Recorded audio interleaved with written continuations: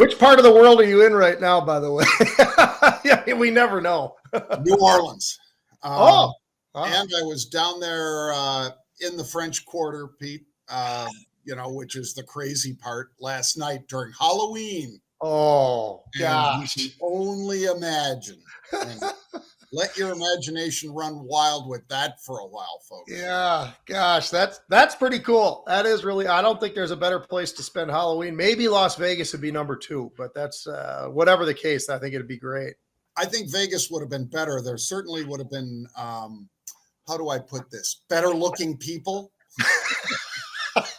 I mean, wait a minute. Are you saying the Cajuns are putting down a few too many potatoes? And I don't know if these were Cajuns. I think people came in from all over, Pete. But there were more men dressed up as women in Playmate costumes. Remember when Hefner used to have the women at the Playboy clubs? They'd have like some unitard on or whatever with the bunny ears and all. There were a bunch of guys walking around like that. Who the hell were those guys? No, just kidding. Right there. Right when you're telling the story, it's like there's 2 guys walking around behind me. I don't even know who they are. I thought, the hell? Somebody snuck into your house. Yeah. Oh, well. Yeah. And, live and let live. I'm just walking through there going, oh, my God. And I don't know why it is, Pete, but a lot of the guys that wanted to dress up that way were really big. And I mean, like 280 pounds on up. It wasn't people. Like little skinny guys that might have looked good in that costume. But it's the entertainment of the world today, John. That's the world we live in. Oh, and I learned something important too, because I went on a cemetery tour at 11 o'clock at night, Pete. You did the whole thing. A haunted cemetery tour. You always have to walk out of the cemetery backwards if you don't want the ghosts to follow you. Otherwise, they follow you apparently. So, but if you walk out backwards, the ghosts apparently just kind of see you, and it looks like they're reversing the film. So the whole multiple bus loads of people are walking backwards out of the cemetery. I got to think that's contributed a little bit from the booze ahead of time. Just a thought. Yeah, maybe. And keep in mind, they, bury them, if you want to call it burying them. By the way, Pete, they don't use caskets because, you're above ground. Right. They just put them in the slab. And within a year and a day, it's nothing but bones because they're inside of these slabs where it's just hot as Hades, apparently. And, well, whatever. Yeah. Anyway, I got lots of stories about ghosts, I can tell you. All right. Welcome to the Rebel's Edge. Jared is going to be handling, again, all of the topics that run down the right side of the page. That would be that side of the page over here. And Pete, who's on that side. And I welcome you back to the Rebel's Edge. Let's kick it off, Pete, with a little macro minute. Of course, we have the Fed. They are expected to hold rates at these 22-year highs. And that'll be the focus today. And the market reaction is almost always fade the initial move. Yep. And the initial move, John, will be based upon, for everything we know right now, 99% chance that they pause. So don't say that Powell doesn't give you transparency, because they do. Now, the real key, though, is what will they say? And what will be some of the questions that might pull out some interesting answers that might actually affect the markets? And that's what we're waiting for, because I think it's all said and done, John. This is going to be a pause. And then what? And then we're going to hear from the Fed chair, whether it's Leisman or any of the other guys out there asking questions. And that part is the part that I think people will feed off of and try to figure things out as best they can going forward. Of course. And you're absolutely right. And it'll be something that will likely drive the markets for a considerable period of time if he says something about, well, it's a pause for now, but it is a pause. We didn't skip anything. Yeah. Anyway, Fantastic futures up. Fantastic futures. All over that. I'm going to say, Pete, because even though crude oil jumped another $2 a barrel, I'm going to say fantastic futures today, coffee futures, because they're down 4% today. They're down substantially from the January highs. And yet, the price increases that they put through, whether you do your own coffee, brew it at home, or whether you go out and buy it, I guarantee those prices are still up, Pete, even though the futures have been falling for months. I'm going to hit you up again with some volatility. And this is why, John. In the last week and a half or so, we were up to 23 on the volatility index, the VIX. And we talk about this all the time. It's been volatile. How volatile? Well, within days, it was down below 20. We popped back up again near that 23 mark again, pulled back towards 20. And now here we are in the 17s. So if you're looking for some movement and some major movement, think about that as a stock. That would be a pretty incredible move. And now we're actually talking about an instrument that's, basically giving us the volatility of the S&P. Pretty interesting, John. It's been all over the place, and I think it's going to continue. And this is something that people trade volatility all the time. And we haven't talked about, 50 cent in a heck of a long time. But one of these days, I think we're going to see that again. Oh, I bet you're right about that. 50 Cent, of course, folks, is a man or woman, don't know. Only really, I guess, the prime brokers that handle his or her trades would know, but it's been kept a pretty good secret. And what they do is they come in and buy a ton of upside calls in the VIX. And because they usually trade around the 50 cent level, they call them 50 Cent. And if he, she, whoever comes back in and starts buying, that'll be a sign that maybe we're in for a little rougher ride back towards that 23 to 28 level for the VIX. All right, Pete. Yesterday after the show, a judge and jury in Missouri ruled that these basically home sellers like Redfin and Open Door and Zillow could not. He basically ruled, and the jury agreed. They awarded $1.8 billion, Pete, to the plaintiffs in this case that were basically impacted by a commission that the home sellers post, which is usually 5 to 6%. And they said, you've colluded to keep that this high for a very long time. And yes, they called it collusion, which means that they get an award that they're going to try to rip from these guys. Yeah, it's pretty interesting, John, the hit that they took, but now they're starting to rally back a little bit. I think the interesting thing is massive short positions in this. We're also looking at massive debt.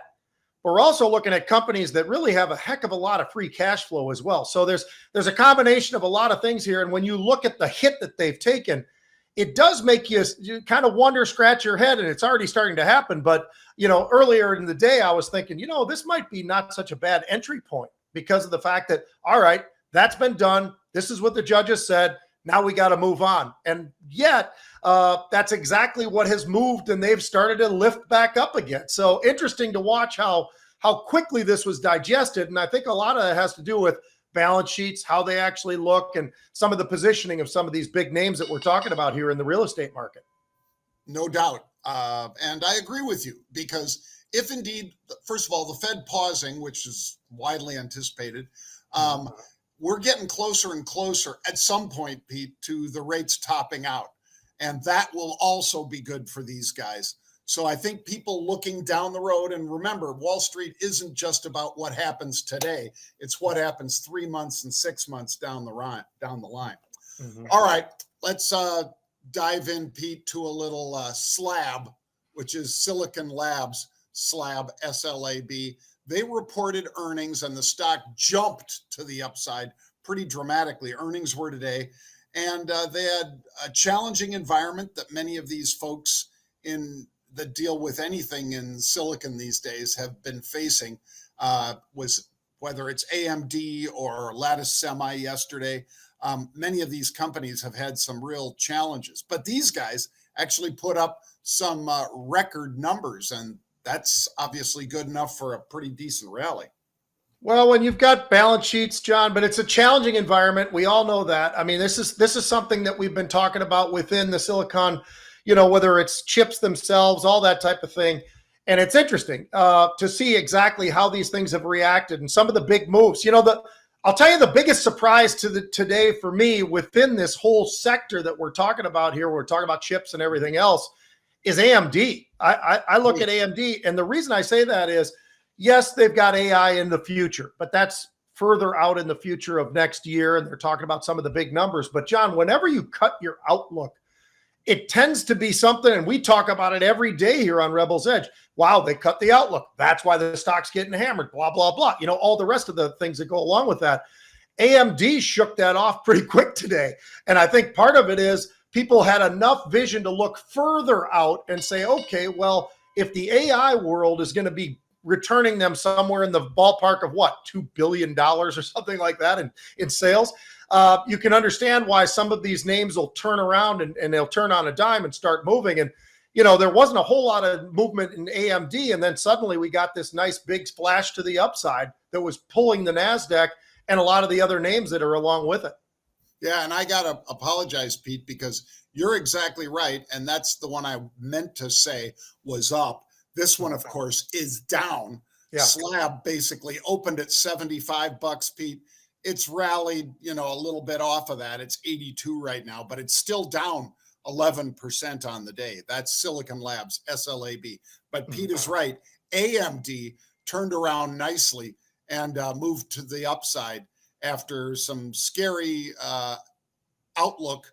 But nonetheless, that one is higher, and this one, SLAB, Silicon Labs, is down. All right. I'll try to get this one right, Pete. Estee Lauder, EL. This one is down hard. They're a $36 billion company. So when you see EL down as hard as it is, you're erasing billions and billions of dollars. And it's not a failed phase 3 trial like some of the stocks we talk about in the biopharma space or biotech space. This one is basically makeup and perfumes and things like that. Well, Estee Lauder is getting killed because they had a 10% decrease in net sales, Pete. And the number that I saw here, they were expected to earn $1.35. That's the bottom line number. So you missed on top line. They just fell apart, almost went negative in the bottom line number, Pete, because they expected $1.35, came in with 9 cents. Yeah, it really was about as bad a quarter as you could possibly put up, which is why it hit 52-week lows. It did get off of some of those lows, but established new 52-week lows. It's amazing.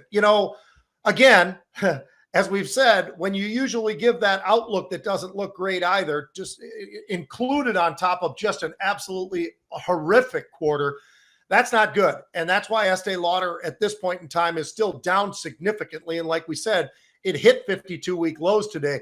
Boy, there's plenty of volume in some of these names, John, because people, when they want out, they get out. And the pressure that puts onto some of these markets, absolutely incredible. The external headwinds that come in are pretty incredible. And that's what Estee Lauder is dealing with right now.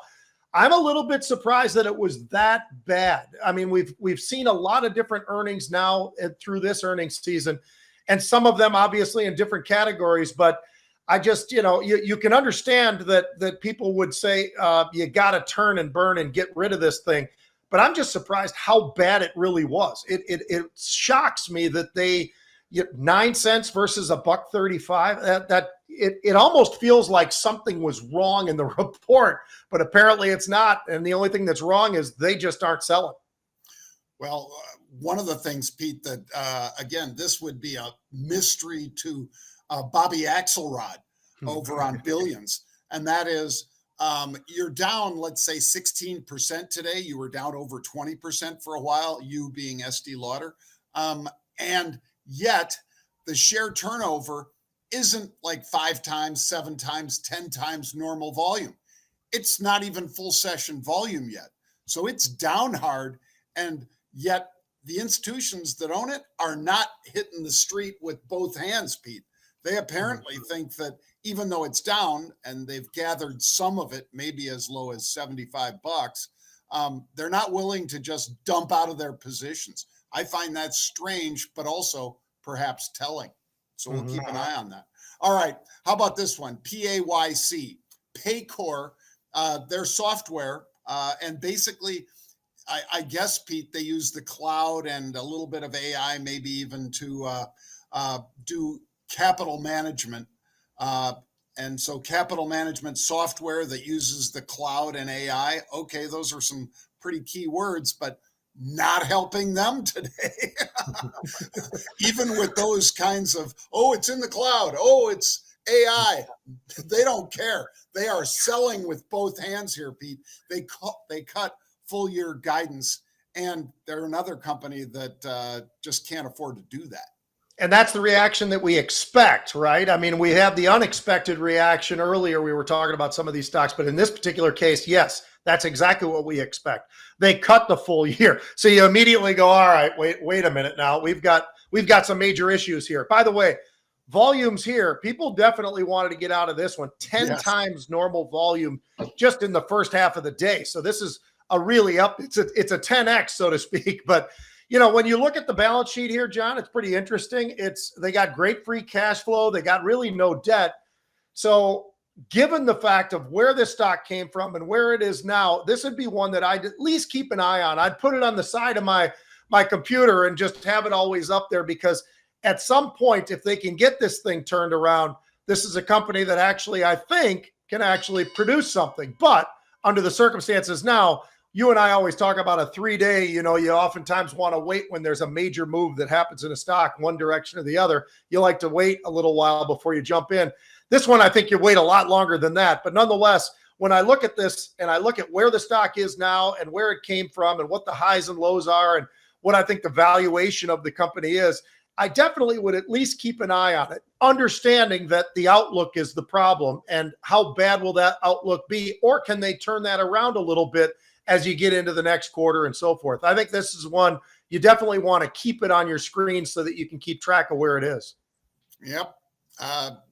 It's the technology they've got and so forth, Pete, is very interesting. And with the stock down substantially from, its recent highs, I mean, just in the last year, this thing was $374. You're picking it up today, if you are so brave, at $155 a share. And it's been as low today as $149. So, wow, over $200 lower than the highs within the last year. Ouch. Yeah. All right. What about a little Rebel Red Zone, Pete?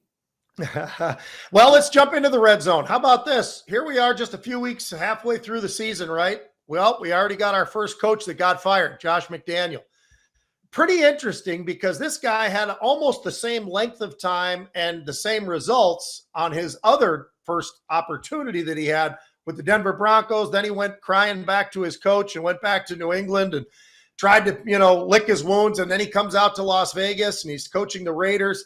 Not very much success there, John. And I think part of the problem for Josh McDaniels is he doesn't have Tom Brady. And that's a big problem for anybody, of course, but you've got to be able to coach other players. And the problem is, without Tom Brady, Josh McDaniels just doesn't seem to have it. He did coach Garoppolo, obviously, when he was out in New England, before he went to San Francisco. And now they wanted him so badly in Las Vegas. Let me tell you, I think they would be doing better with Carr, and they don't have Carr any longer. He just lit it up this past week down there for New Orleans, right where you are right now. And it makes you kind of scratch your head. All the mistakes that a very, incredible, historic group like the Raiders, they just can't get it right. But it's not just the Raiders, John. What if I told you this? So I went back and I looked at Bill Belichick's career, okay? With Tom Brady, he's got 249 wins and 75 losses. Not so bad, right? That's a pretty daggone good. But what has he done without Tom Brady? And I think that's where the rubber kind of meets the road here, right? Well, without Tom Brady, he's 81 wins and 94 losses. So I tell you what, this says a heck of a lot about how good Tom really was, and it's why we all call him the GOAT, because the guy truly was the greatest of all time. I mean, he was the Michael Jordan of football. He really did it all. He carried teams. He went down to Tampa, a team that has struggled for many, many years, had a run here, run there. But Tom gave him another run, to the Super Bowl. And it's impressive what he was able to do in his career. But I tell you, I think that this isn't the end for coaches getting fired this year either. I think that there's a lot of coaches and the NFL owners, they do not have patience. And as everybody always says, the NFL, not for long. Well, you've got to win. You've got to produce. And it's pretty interesting to see how Josh McDaniels is already out. And I don't even know what the next steps are going to be other than they've spent so much money, and the analytics that they've used, John, have confused everybody on the players they've selected, everything they've done from the draft to free agency, who they paid the biggest money to, who they traded a lot of different high draft picks to get this other person. They've had mistake after mistake, and they've dug a hole that this going to maybe take a while to get out of. Well, to your point, Pete, and I know you've been considered for both college and pro general manager jobs. And if that's news to any of you, okay, that might be news to you, but that is a fact, folks. Mm-hmm. And they also fired the GM here, Pete, so maybe they'll come knocking at your door. You did have a little cup of coffee with the Raiders a couple decades ago. So, yeah, Mark Davis, Pete, and I'm not trying to be critical of him. Everybody can make a mistake with a player. I'm sure Belichick's drafted some first round picks that haven't worked out and so forth. That happens to everybody. But in this case, they fired both the coach and the general manager. They had just finished paying off Chucky, for the prior coach of the Raiders. He just got let go, Pete, 2 years ago. And he was $100 million, the most expensive coaching contract in history. And then they bring in this guy for $60 million for 10 years, or was it $10 million a year for 6 years? So it's 60 mil. So they're still on the hook for 4 more years for this guy, Pete, another 40 mil. I know these numbers are big, and we talked yesterday about Danielle Hunter for the Vikings, a great player who the Vikings might have a hard time swallowing a $30 million pay that they're going to have to give him. But I guess they must have looked at this, Pete, and said, okay, so we lost $100 million on Chucky. We're going to lose $60 million on this guy, and we're reloading. I don't know where the Raiders are getting the money, Pete, quite frankly. They are one of the most cash poor teams in the league, believe it or not, even though the value of that franchise might be this, and maybe you can go borrow against that, Pete. But man, they are just not doing it in terms of, they've spent all this money. And those are just coaches, Pete. Yeah. 2 coaches, $160 million just in the last couple of years. And it's amazing because, as you pointed out too, it's with those coaches, but also you start looking at some of these players' contracts, and you're looking at this guy's got 50 million, that guy's got 80 million, that guy gets over 100 million total within their contracts. Mm-hmm. It's pretty staggering. How about this, John? Speaking of all that, the NFL trade deadline. Now, the Vikings actually did make a move. Kirk Cousins obviously had that issue with the Achilles. We knew he was out for the season with that, especially based upon where we are halfway through the season. So what did they do? They went out and got Joshua Dobbs from Arizona. This kid is brilliant. He's a good football player. I don't know in terms of the numbers he's put up, though, John, and he's been the starter this year. 8 games I think he's played already in. But he's got quite a few interceptions to go along with some of the touchdowns he's thrown, and that's always going to be a problem for teams, and especially – Kirk was having literally an unbelievable year, Kirk Cousins. I mean, whether you like him or don't like him, he was having a great year. Phenomenal. He was literally leading in all kinds of categories for quarterbacks. But without him and the defense that's not so great, really, it makes it a very, very interesting second half of the season. But we'll see how the quarterback does. He doesn't have to go out and win the games himself. He just has to prevent himself from throwing the interceptions, John, because that's where they're going to lose those games. If he throws 2 touchdowns but throws 2 interceptions, those are tough to recover from. And, it's great to get the touchdowns, but those turnovers change the game very, very rapidly. So that one's interesting. How about Chase Young going to the 49ers? Do you think the 49ers have enough young, incredible defensive linemen right now that they have paid an incredible amount of money for?